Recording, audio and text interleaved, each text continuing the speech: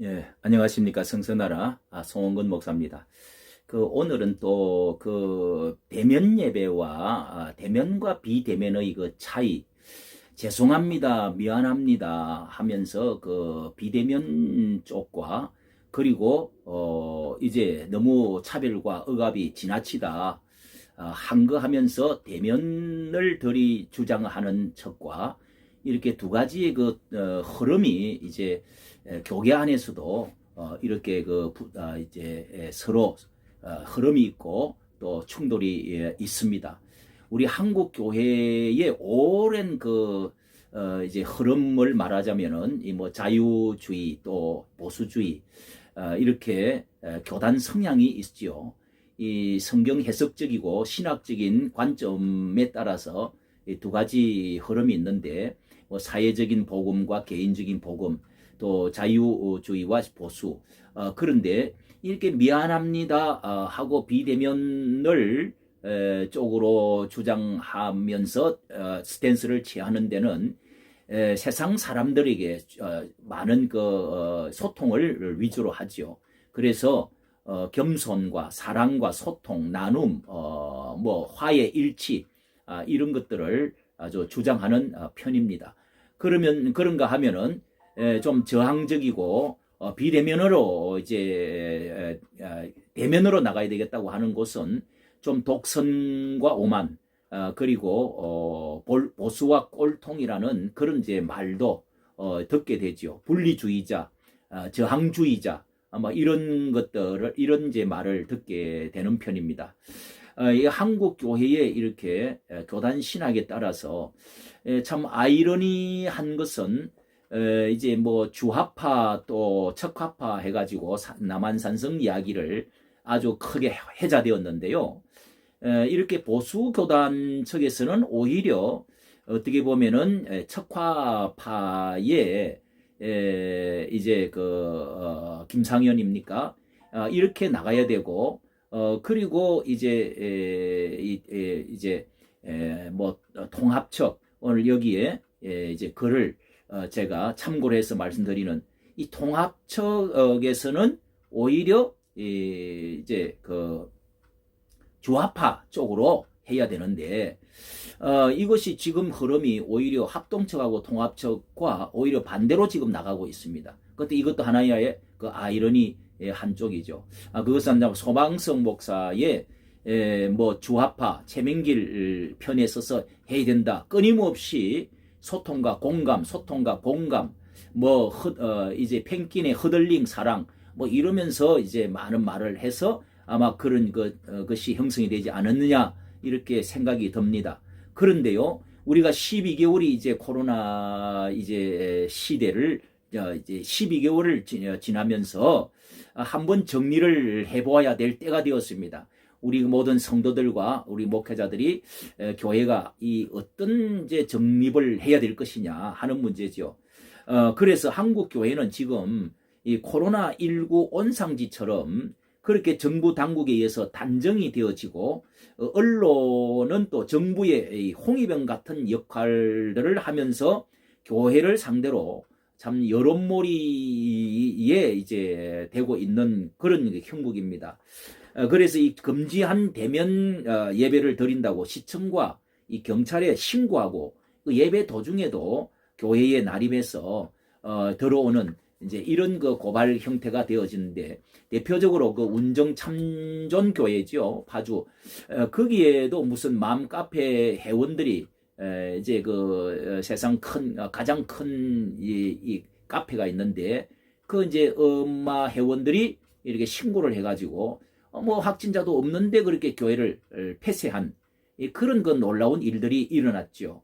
이제 거기서 많은 이제 여론과 영향이 많이 일어났는데 사실 거기에 이제 또 반대해서 한교인이라는 큰 단체가 협의체가 있습니다. 거기에도 이것은 강력한 항의를 해서 이것은 옳지 않다고 항의를 한 적이 있고요. 이 전국 교회에 6만 7만여 교회 예배 처소가 있는데요.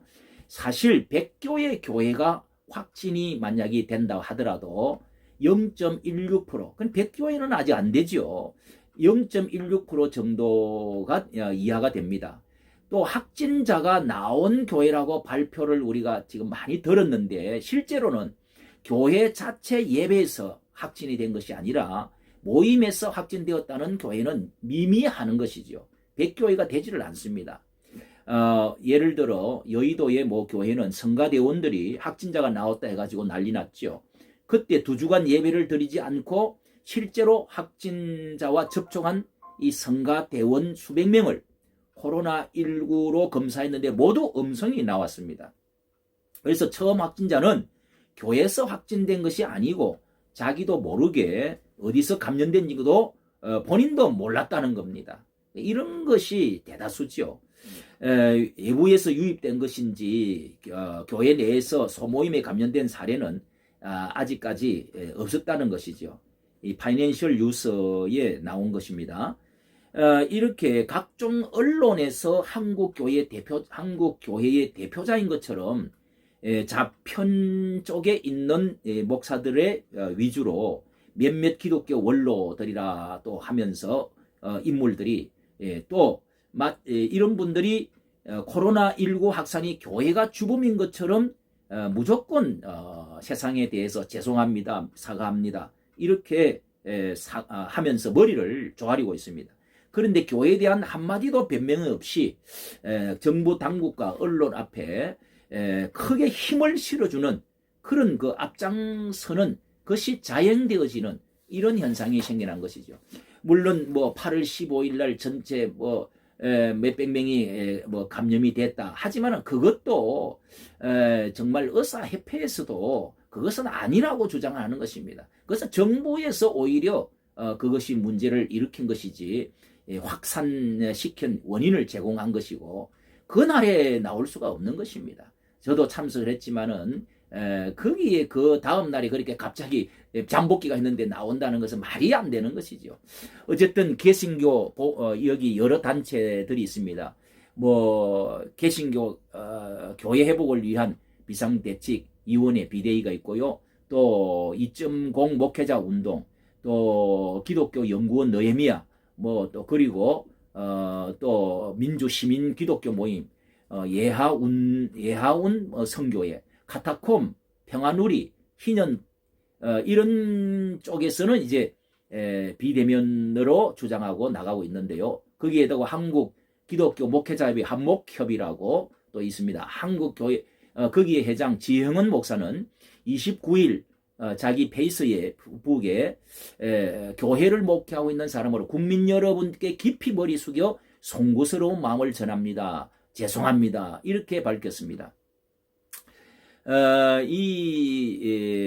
그리고 이 기독교 성결교단 교단 측에서는 부총회장 지영은 목사, 그리고 기장척 기독교 장로회 육순종 총회장, 그리고 감리교 감독, 그리고 주승정 목사와 김동원 목사, 손봉호 교수, 방인성 같은 평소 한국교회에 대해서 부정적인 면을 많이 부각시키는 그런 척에 있는 그 언론, 또 특히 CBS 이런 것과 이렇게 손을 맞추어서 반교회성 기독교 역할을 하는 것입니다. 이때라 하면서 공개의 빌미를 많이 제공한 측면이 있다 이 말입니다. 예. 그런데 이 CBS나 일본 언론인들은 한쪽으로 지우친 그 인사들만 이상하게 불러들여서 일방적인 주장을 담아서 마치 한국교회 전체인 뜻처럼 계속 언론을 내보냈습니다. 이 전체 대표되어지는 여러 교단의 분들을 골고루 불러서 해야 되는데 아주 이것은 나쁜 언론 플레이죠. 코로나19에 대한 방역을 철저히 우리가 하고자 하는 데는 다 동의하는 것이죠. 동의합니다. 그래서 더욱 철저히 하는 손 씻기 체크하는 것, 또 이제 방역 명단을 하는 것, 뭐 어느 것보다도 교회가 더 잘하고 있다는 것이 사실 어떤 면에서는 잘하고 있습니다. 그런데 이러한 조치는 무조건 이 고발이나 교회를 폐쇄하기보다는 건전한 기독교 지도자들과 허심탄회한 진솔한 의견을 서로 나누는 소통이 이렇게 전제되어야 됩니다. 왜냐하면 전철과 버스 운행, 그리고 시장과 식당, 백화점, 관공서 이런 같은 곳에는 근무하는 것이나 구내 식당 운영에 대해서 왜 교회처럼 공평하고 엄격하게 적용하지 않느냐. 이것이 한국 교회의 이제 요구사항이지요. 예배는 모일 때마다 1시간 남짓 정도 예배드리고 그 외에 음식 먹는 거 이런 것도 하지 말라고 그래서 다른 그 교회 바로 앞에 가서 음식을 먹으면 걸리고 교회 안에서는 먹으면 안 걸리냐? 이것도 논리가 안 맞지 않습니까? 그래서 어쨌든 소모임들을 지금 다 중지했습니다. 하지만 직장이나 사업장에서는 하루 종일 근무하잖아요. 그런 어디에서 질병이 잘 걸리겠습니까? 6만여 교회 중에서 100교회가 확진자가 나온다 하더라도 0.16%라는 것을 우리가 알아야 됩니다. 백화점, 관공서, 식당, 군부대, 예를 들어 이 한국 하나의 확진자가 나오면 관공서 문을 다 닫습니까? 폐쇄합니까? 식당도 한 곳에 되면은 전국의 식당 10만여 식당을 다 폐쇄합니까? 군부대가 장병 한 명이 그래 되면은 모든 사람들을 다 대한민국 군대를 폐쇄합니까? 이것은 이제 논리에 안 맞다는 거죠.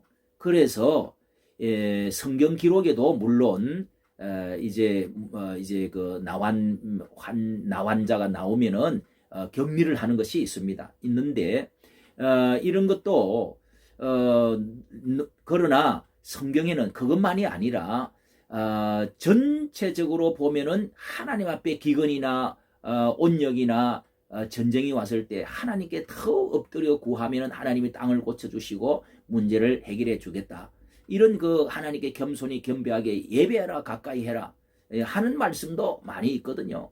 역사적으로 네로 황제 때에도 300년간 교회는 300년 가까이 지하의 카타콤 속에서 예배를 멈추지 않고 땅굴 예배를 했습니다.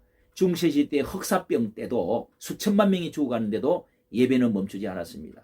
그리고 조선 중기 이후에 천주교 박해할 때도 수많은 사람이 죽어가고 일제 식민지와 또 6.25 때도 피난 중에서도 이 예배와 기도를 쉬지 않았죠. 군사 독재 시절에도 시퍼렇게 교회를 눈에 가시처럼 여겼지만은 교회 예배는 그렇게 막지 않았습니다.